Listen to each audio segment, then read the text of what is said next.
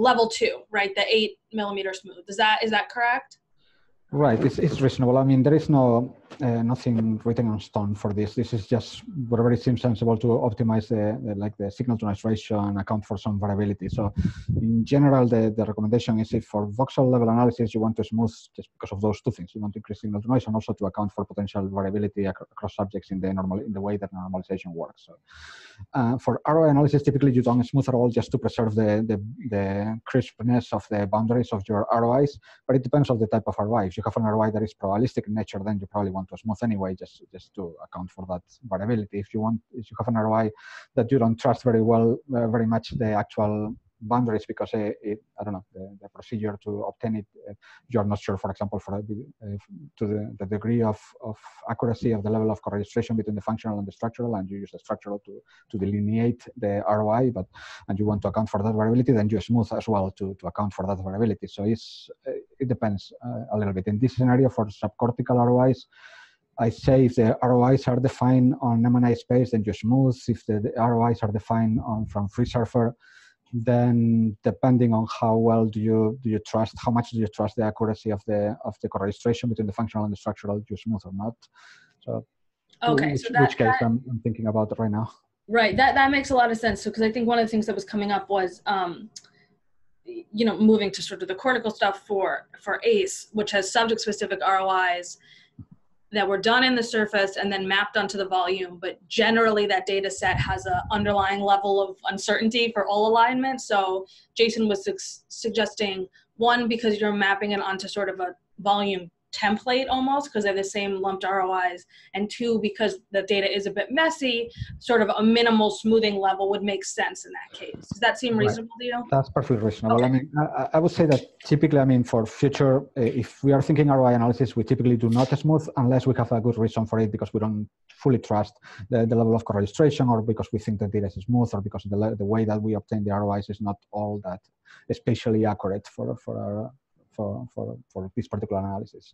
And in this case, it seems like you're suggesting that is the case, that we don't trust that well the level of co-registration between the functional and the structural, which is what would affect this the most, since these ROIs are defined on the free surfer data, which is based on the structural data.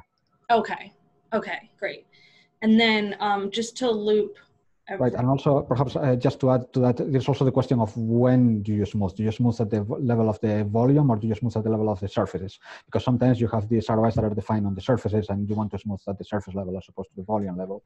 So that is, again, that also depends. If you are trying to correct for miscross registration between the functional and the structural, then you want to smooth at the volume, because smoothing at the level of the surface wouldn't account for that. You already have extracted the data at the cortical ribbon surface, and if that was wrong, then smoothing further within the surface is not going to help correct for that. So for that, if the purpose of the smoothing is basically to correct for that miscross registration, then you want to smooth prior to the extracting the data. So that means smoothing at the level of the volume. So you use the functional underscore smooth step in preprocessing, as opposed to the one that is called functional surface smooth, I think it's called, for smoothing at the surface.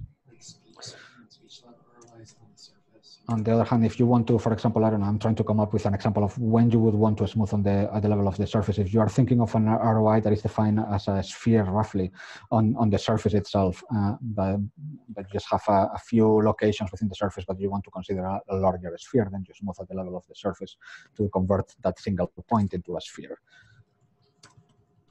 Okay. I think that's all. Sorry for getting too. Yeah, no, that's good. So we're primarily, for the most part, well, okay, for my data set, I'm going to be doing it in the volume. That makes sense, because it's the question of co-registration, and so that's where you want the smoothing. Okay. Right. Okay, that's great. And I think Jason sent you yesterday a suggested preprocessing pipeline for that particular analysis, because you were planning to use the ROIs that are defined on the surface, but they are then mapped into the volume. They are still at the co-register to the actual structural data, those ROIs. So you need to have the functional co-register in the same space, basically in subject space, to be able to, for those locations defined by that ROI atlas file to be correct, basically. So so the pipeline that he sent you was aimed to produce the data in that same space. So it just takes the data, it does this, I think it's lifetime correction. I don't know if it does that, but then realignment, art, outlier detection, and then it registers the functional data to the structural. So they are both in the same space, and the functional data is in the proper space for you to extract those particular subject space ROIs. And then I think the pipeline he sent you also smooths the data at the volume level. So if you can choose to enter into your first level analysis either the smooth data or the raw data, depending on which one. In this case, from the things that we talked about before, you would want to use the smooth data instead.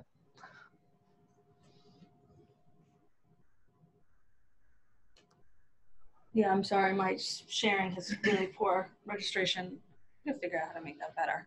I think it's because I'm remoting into a remote.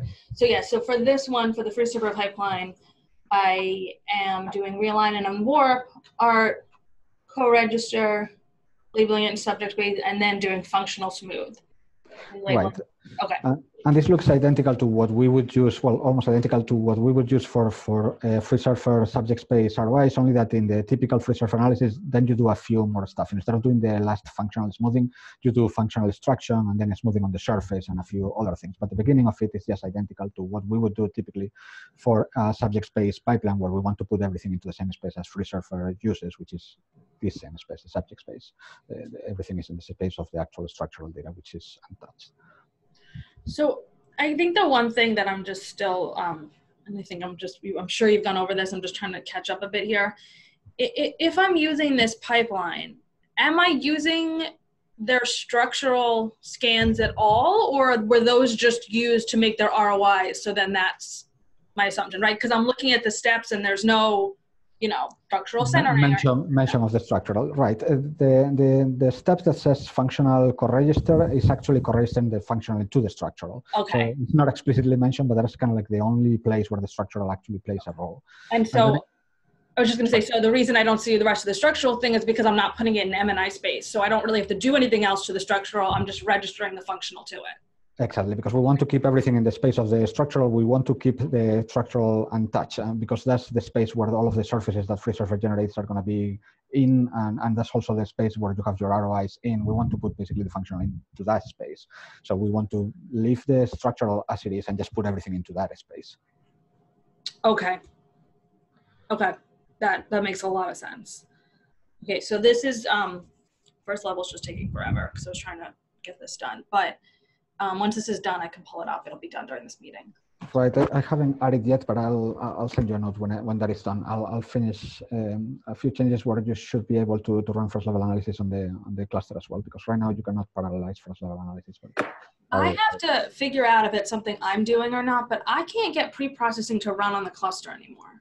Ah, that's weird. Anybody else having that problem? I had that problem and then it went away. So do you do parallel or parallel one? Parallel one. Yeah, I do that and nothing runs.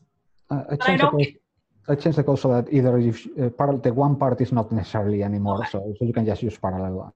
I haven't looked into the error logs because I was just doing this as I was leaving yesterday. But I don't know what's going on. I can't get it to work. So I'll look into those error logs on my right. Figure out what's going on. Well, we can take a look now if you want. Oh, if yeah. you think that is useful for others to kind of debug this type of. And the error doesn't happen when you try to run things without parallelization. No, it works totally fine. Huh, that's weird. Okay, so that might be something with miss. You might have some subject-specific settings on your parallelization that might be messing things up. I'll take a look at the logs and we'll debug it. That might be a useful thing for others to follow as well. Maybe just before we switch to that, yeah. Did you have a question about your smoothing? Yeah, just to clarify, based on your explanation, then should I have done smoothing for like surface-based ROIs, like speech lab ROIs on the surface? Typically don't. You don't need to do that unless, again, you don't trust that level of correlation between the functional and structural very much, and then that smoothing is going to help you to correct for that a little bit.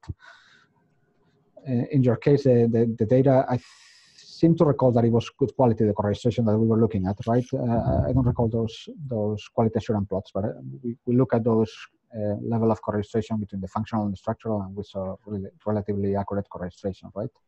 Okay, right. If that is the case, then no. By default, the kind of like default setting would be to not use smoothing when you are using ROI level analysis, and to use smoothing when either on the surface or on the volume when you are running volume or surface level analysis. Okay, got it.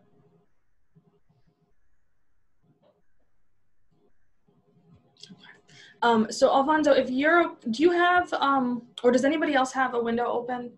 Because mine is, because I'm running right now, it's going to take forever to open anything.